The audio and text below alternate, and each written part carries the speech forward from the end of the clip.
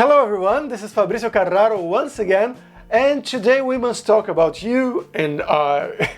You've seen the title of the video and you might be asking yourself, what does it mean?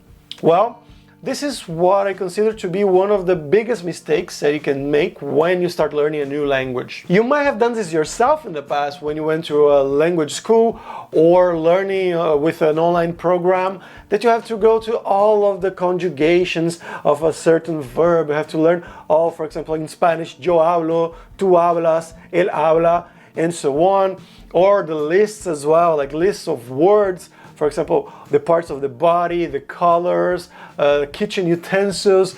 And if you really think about it, that really doesn't make much sense, right? Because the problem with these approaches is that they do not focus on one of the most important things, at least at the beginning, which is the frequency of the words that you're learning.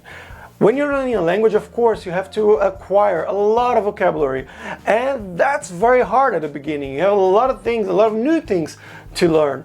And that's why you should focus, at least for now, at least when you're starting out with a new language, you should focus on the most important things, that is, the most frequent things. And also when you put verbs into that account, you're gonna notice that between 70 and 90% of our daily conversations, our daily interactions, use the first person conjugation and the second person conjugation. So I and you, or you and I. That's why we must talk about you and I. That's the reason that I chose the title for this video. Because the verbs are the most important words in any language. They are the action words. So I go, I work, I eat, I went, so you go to the past as well. And you don't need to learn all of the conjugations at the beginning. That might just scare people off. And many, if not most languages of the world, they're gonna have this kind of conjugations. Like I said before in Spanish, so yo hablo, tú hablas, él habla, which is not a problem in English because you only have for the third person, right? So like I work, you work, he works. That's the only verb, that's the only person actually that you conjugate. But in other languages, especially Latin languages, Slavic languages, Germanic languages as well, you're going to need to learn these conjugations, at least at some point. This is a very important thing. I know it is important to learn the third person singular, the plurals as well, first person plural, and so on, but not at the beginning. Because at the beginning, you're still working on your motivation, you're working on your discipline, you're working, like getting to know the language. It's like getting to know a new person. And if you just go start learning everything at once, you might get overwhelmed and you might just get scared off and give up. And that's one thing that we want to avoid here. We don't want you to give up learning this new language because you chose it, you want to keep doing it. You have to keep your motivation levels very high. And that can be tricky to do. And what many language schools or language courses do is exactly that. They focus on everything at once. You have to learn the present tense conjugations, all of them. Then let's learn all the past tense conjugations. Then let's learn this list here of kitchen utensils that you might need for something in your life.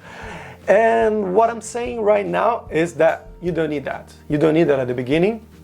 You need to focus on the most important things. How can you do that? Now it's another point. There are several websites, you can check it out on Google, which have the most frequent, like 100, 500 words in Dutch, in Spanish, in Italian, and so on. So that is one thing that you can do. You can try to get this list there, and there you're going to see the most important words. You're going to see the personal pronouns, of course. You're going to see the verbs, like I said, the most important words, the verbs, adjectives, nouns, and so on. But the focus there is going to be the frequency, which is very important. And there are two main things that you can do about it. The first one is, whenever you learn a word, a new word, just any word, it doesn't really matter, you try to learn a phrase with it together, a sentence. Try to put it in context because it's very hard to remember isolated words when you're trying to do flashcards, for example. It's always better to put another phrase there so you can have some context and it may be something that you're going to use in your own life. So for example, you're learning Spanish. You just learned that the word for car in Spanish is coche.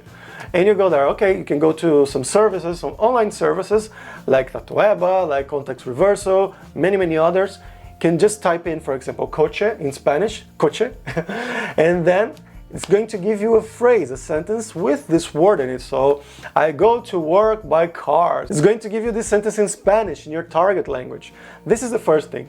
Second thing is what I mentioned before. Whenever you learn a new verb, learn the verb also together with the sentence, but try to conjugate this verb in the sentence that you're using in the first or the second persons, in the singular, of course, so for I and for you, because these are the most important conjugations that you're going to use in your daily life when you're learning a language, but also in your mother tongue. So for sure you're going to need verbs like to be, I am Brazilian, or to do, what are you doing, to work, where do you work, what do you do? I agree completely that learning all of the conjugations is a very important thing for you to do if you want to get conversational, if you want to get fluent in a language, of course. And I'm not telling you not to do it at all. Maybe you can take a look, study a little bit of grammar on the side, but what I'm saying is don't focus on it right now at the beginning, because the most important thing now is to acquire vocabulary.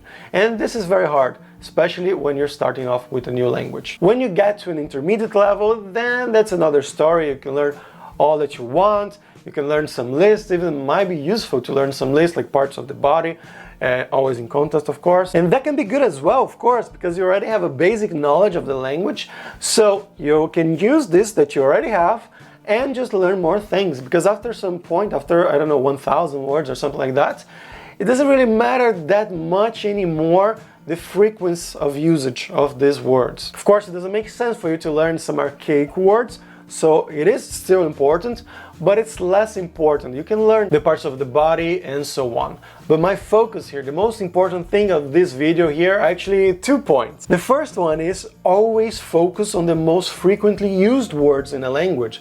So those are the most important words in that language, so always focus on them first. Whenever you learn them, of course, put them in context. So learn together with a sentence, something that makes sense for you to remember more easily to add to your flashcards, for example. And the second point, which is connected to the first point, is whenever you learn a new verb, always focus on the first and the second person's conjugations. So I and you, or you and I. So that's it for today, guys. Let me know what you think about this in the comments, and see you soon. Bye bye.